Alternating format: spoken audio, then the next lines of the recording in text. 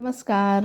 तर बघा, आजचा दिवस खूप छान, खूप खास आहे. कारण आम्ही आज आमच्या छोट्याशा गार्डनमध्ये मस्त खिचडी शेकोटीची पार्टी बनवणार आहोत. आता बाहेर थंडी खूप आहे, म्हणून आज आम्ही इथेच शेकोटी पेटवून मस्त उबदार वातावरणात चुलीवरची गरमागरम मसालेदार चविष्ट खिचडी बनवणार आहोत. तर चुलीवरची मस्त मस्त गरमागरम खिचडी खायला कोण नाही म्हणणार, बरोबर आहे की नाही? तर चुलीवरची मस्त मसालेदार खिचडी बनवतोय, त्यासोबतच मिस्टरांनाही जो मेनू आवडतो ते बनवणार आहेत. ते म्हणजे ते आज फिश फ्राय बनवणार आहेत. चला तर मग पाहूया की आम्ही हा गावरान बेत कसा बनवलेला आहे, जेवणाचा आनंद कसा घेतला आणि या थंडीमध्ये शेकोटीजवळ बसून गप्पा मारण्याची मजा कशी लुटलेली आहे. चला सुरुवात करूया. तर मी ते घरातच अर्धी तयारी करून घेणार आहे. बाहेर फक्त फोडणी द्यायचं काम राहील. तर मी आता इथे कांदा चिरून घेतला आहे, एक बटाटा चिरून घेतला आहे, एक टमाटा चिरून घेतलेला आहे. त्यानंतर मी इथे लसूण आणि आलं हे कुटून घेते आहे. तर तेही छान कुटून झालेलं आहे. तर मी आता हे सगळं एका प्लेटमध्ये काढून घेते, कारण कसं नेतानाही आपल्याला बाहेर नेताना सोपं पडेल, सगळं एकसाथ घेऊन जाता येईल की नाही. एक एक वस्तूसाठी परत आत बाहेर हे करावं लागणार नाही, म्हणून मी सर्व एका प्लेटमध्ये काढून घेतलेलं आहे. त्यानंतर मसाल्याचा डबा तोही मी भरून घेणार आहे. त्यात जे कमी असेल त्यात ते मसाले, हळद, लाल मिरची पावडर वगैरे जे असेल ते मी त्यात भरून घेतलेलं आहे. त्यानंतर मी ते कढीपत्ता घेतलेला आहे आणि तांदूळ आणि डाळ ही स्वच्छ धुवून घेतलेली आहेत. मी यात अजून एक्स्ट्रा मसाले पण टाकून घेणार आहे. त्यानंतर मी पातेलीला साबण लावून ठेवलेला आहे. साबण जर लावलं तर पातेलं तेवढं काळं कमी होतं आणि लवकर घासताना लवकर निघतं. तर मी आता इथे कोथिंबीर घेतली, अजून मसालाही ॲड करून घेतलेला आहे. आता मी हे सर्व बाहेर घेऊन जाते. तर बघा, मी सगळं बाहेर घेऊन आलेली आहे. तर मिस्टरांनी चूल तयारी करून ठेवलेली होती आणि त्यासोबतच लाकडंही पेटवून ठेवलेले होते. तर हे मिस्टरांनी आणि मुलांनी दोघांनी बाहेरची तयारी करून घेतलेली होती. तर चूल काही त्यांना जवळपास जमला नाही, म्हणून मी अजून थोडं जवळ सरकवून घेते की जेणेकरून पातेलं त्यावर बसायला हवं. चला, तेही करून झालेलं आहे. तर आता मिस्टर म्हटले की खिचडी आज मीच बनवतो, पण म्हटलं नाही, थोडं अगोदर सुरुवातीची तयारी करून घेते, मग तुम्ही नंतर करा हवं म्हटलं तर चला आता खिचडीला फोडणी देऊन घेऊ. तर सर्व साहित्यही बाहेर आणले गेलेले आहेत. टेबलवर सगळं ठेवून दिलेलं आहे. पाणीही मी गरम करून आणून ठेवून दिलेलं आहे. तर मी आता इथे तेल टाकून घेते. आता मी इथे बघा 3 ते 4 चमचे तेल टाकून घेतलेलं आहे. आता तेल छान गरम झालं की त्यात जिरं, मोहरी हे मी टाकून घेणार आहे. तर मी बघितलं, हे आमचं छोटंसं गार्डन आहे. अजून झाडांची वाढ होती आहे, बऱ्याच झाडांची बरेच वाढलेली आहेत. तर आता तेलही गरम झालेलं आहे. तर मी त्यात मोहरी, जिरं हे टाकून घेतलं आहे. त्यानंतर त्यात मी टाकून घेणार आहे शेंगदाणे. तर चुलीवर करत असताना जास्त लाकडं लावायचीच नाही, कारण ते पटापट पेटतात, मग ते जे आपण टाकतो ते जळून जातं, म्हणून थोडं कमीच ठेवायचं. तर आता शेंगदाणे टाकून झाले, तेही छान तळून घेईल. लसूण आल्याची पेस्ट टाकून झालेली आहे, त्यालाही छान तळून घेईल. आता हे तळून झालं की त्यात कढीपत्ता टाकून घेईल. कढीपत्त्यालाही छान तळून घेईल. आता त्यानंतर यात टाकायचं आहे कांदा आणि बटाटाही शिजून जाईल आणि कांदाही शिजून जाईल. चला, इथपर्यंत तर मी केलं आहे. आता यापुढे मिस्टरांनीच चमचा फिरवलेला आहे. मी फक्त मसाले टाकण्याचं काम केलं यानंतर, आणि बाकीची खिचडी त्यांनीच बनवलेली आहे. कारण चुलीलाही लाकडं लावायचे होते, कारण ते त्यांना पेटवता येत नव्हतं, त्यांना ते तिथं फुकता येत नव्हतं, म्हणून पुढचं काम मी केलेलं आहे.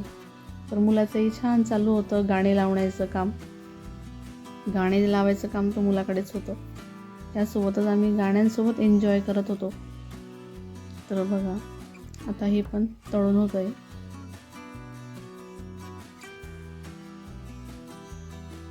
तर माझ्या मिस्टरांना नॉनव्हेजही खूप छान बनवता येतं.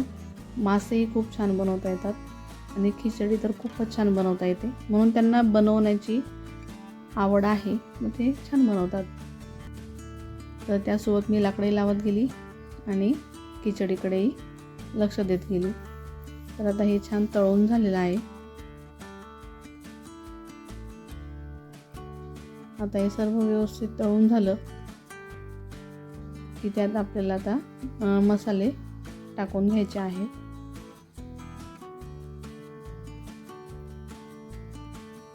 तर मी त्यात टाकून घेते लाल मिरची पावडर, थोडंसं आग कमी करून घेते. लाल मिरची पावडर, त्यानंतर धना पावडर, त्यानंतर हळद.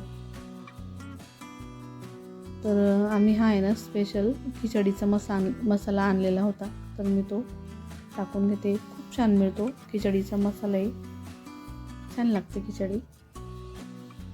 त्यानंतर धना मसाला.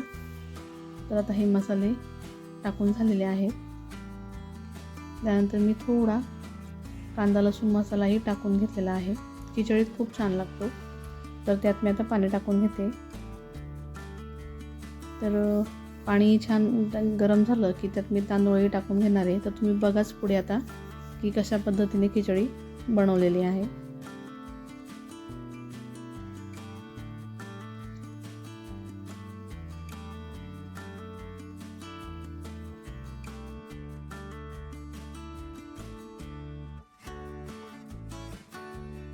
तर इथे फार धूर जात होता.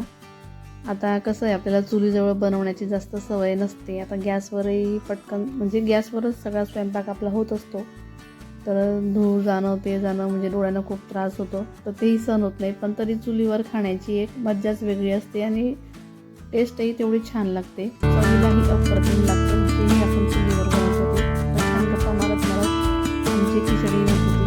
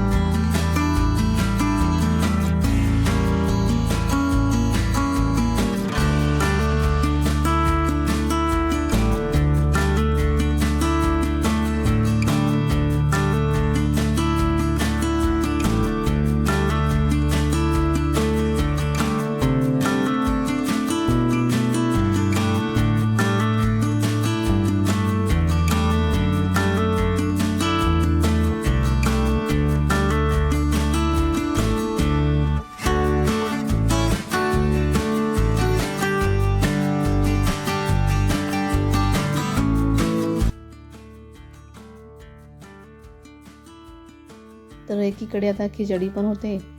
तर मी बाकीचा हार कोळसा बाहेर काढून घेतला आहे आणि त्यावर छान असे पापड भाजून घेणार आहे. कारण चुलीवर भाजलेल्या पापडांची चव पण खूप छान लागते आणि छान फुलतात पण. गॅसवरचे भाजलेल्यांपेक्षा चुलीवरचे भाजलेले पापड खूप छान लागतात. म्हणून मी थोडे जास्तीचेच पापड भाजून ठेवते. जर ज्या दिवशी आम्ही चुलीवर काही बनवलं त्या दिवशी मग त्यांना भाजून एका डब्यामध्ये छान भरून ठेवते. पटकन खायलाही होतं आणि छान लागतात. हे बघा, अशा पद्धतीने पापड छान भाजली जातात. तर मी आता बाकीचे सर्व पापड भाजून घेते.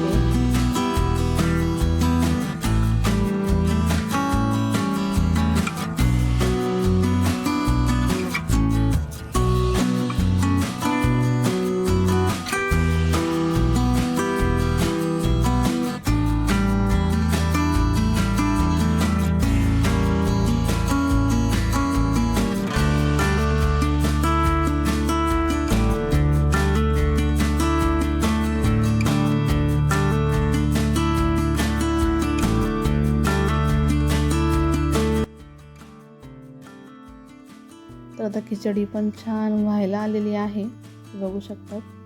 झाकण काढताच असला भारी स्मेल आलेला आहे खिचडीचा. तर अगदी त्यात थोडं पाणी टाकून परत एकदा झाकून ठेवणार आहे आणि लाकडं अजिबात पेटवणार नाही आहे. ज्या पद्धतीने जसं दिसतंय त्यावरच छान खिचडी होऊ देणार आहे, त्यावरच ती छान होईल. अगदी 5-10 मिनिटं मस्त अशी खिचडी तयार होईल.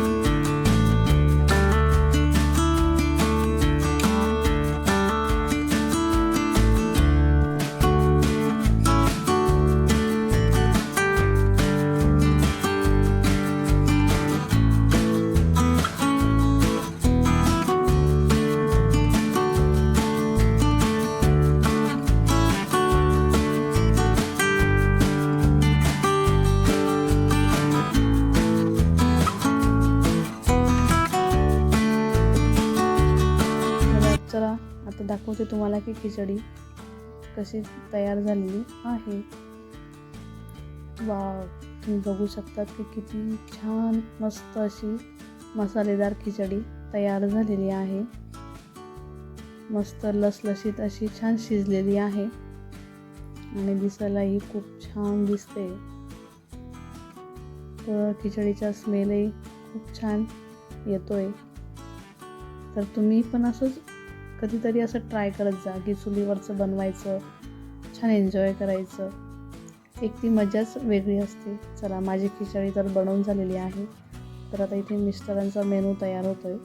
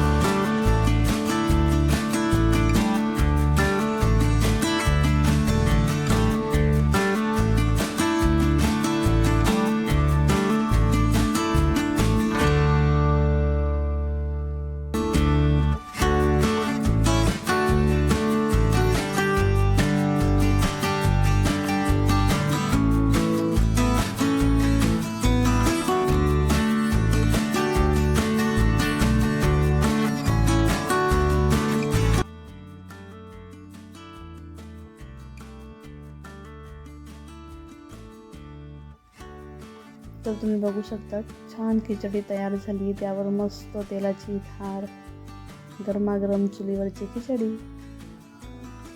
चला तर आम्ही आता जेवणाचा आनंद घेतोय.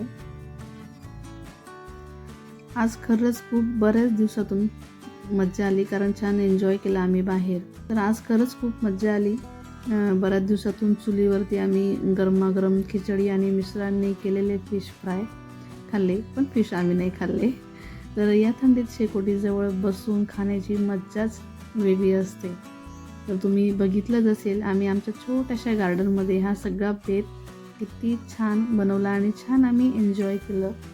तर हा अनुभव तुम्हाला कसा वाटला हे मला कमेंट करून नक्की सांगा.